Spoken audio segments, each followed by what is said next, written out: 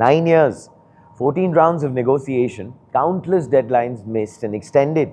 But today, one of India's longest running trade negotiations has finally become law. And well, running in this wonderful tradition as you have been with us in this long race on Front Page, no negotiations needed here. Please like, share and subscribe. And it always motivates us on Front Page. Thank you so much for your support. The India-UK Comprehensive Economic and Trade Agreement, or CETA, officially entered into force today, alongside a companion agreement on social security. Zero duty access on roughly 99% of India's exports, covering almost 100% of India's total trade value with the United Kingdom. PM Modi said this, and I quote, "This is a significant moment in the India-United Kingdom partnership together. These agreements translate our shared ambition into tangible opportunities for our people," end quote. So the point is, who benefits first? Well, the labor-intensive sectors that employ the most people. Agriculture, food processing, textiles and clothing, leather, gems and jewelry, chemicals, pharmaceuticals, engineering goods, electronics, marine products, furniture, and sports goods. Commerce Minister Piyush Goyal framed the scale by stating this, and I quote, "The India-UK FTA creates unprecedented opportunities for our textiles, leather, gems and jewelry, engineering goods, marine products, chemicals, processed foods, MSMEs, farmers and manufacturers," end quote. Now, it is more than a niche deal, and this is why it's actually designed to move employment numbers across entire industries. But here's the detail that matters most to us back home. Indian farmers get zero duty access to all agricultural products and zero duty access to 97.1% of tariff lines for processed food. Now, with one carve-out, which is chicken, pork, eggs, rice and sugar, stay protected. The stated goal is quite explicit: bring Indian exports on par with major global competitors, while ensuring India's food security, farmer livelihoods and rural economy remain fully protected. The opportunity is, well, quite large. The UK imports over $90 billion in agriculture and processed food globally, and that too every year.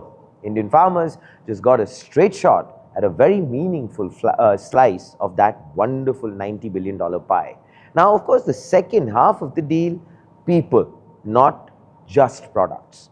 The Social Security Agreement exempts Indian workers temporarily in the United Kingdom and their employers from contributing to national insurance for 5 years. Now, over 75,000 professionals and more than 900 companies are expected to benefit from this directly. The sectors which will be encompassed in this entire situation is IT, ITES, financial services, healthcare, education, engineering, telecommunications, and consultancy.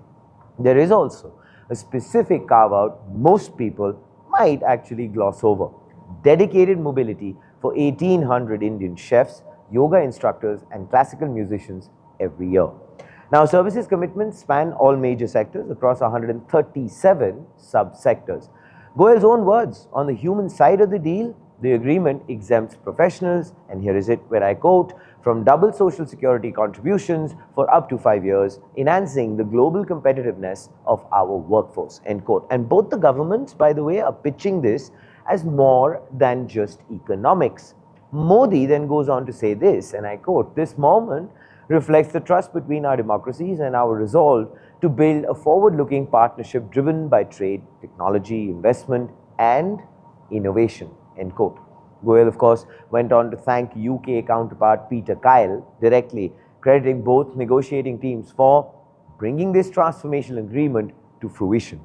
The pitch from both the sides: this is only the beginning and not the finish line. It is the foundation for deeper cooperation in technology, professional services, and innovation. Now, for the bird's eye view. India has signed 20 agreements with Indonesia. India has locked in uranium and critical minerals with Australia. And now, one of India's longest pending trade deals with the United Kingdom is finally live. So basically, every major economy India is finding as a touch point is being wired into a deeper trade and technology relationship. CETA is the biggest one yet to actually cross the finish line? Or did I say that we're just starting and that is not the finish line? Or probably Peter Kyle said that. But anyway, let that not confuse you. It's a good start.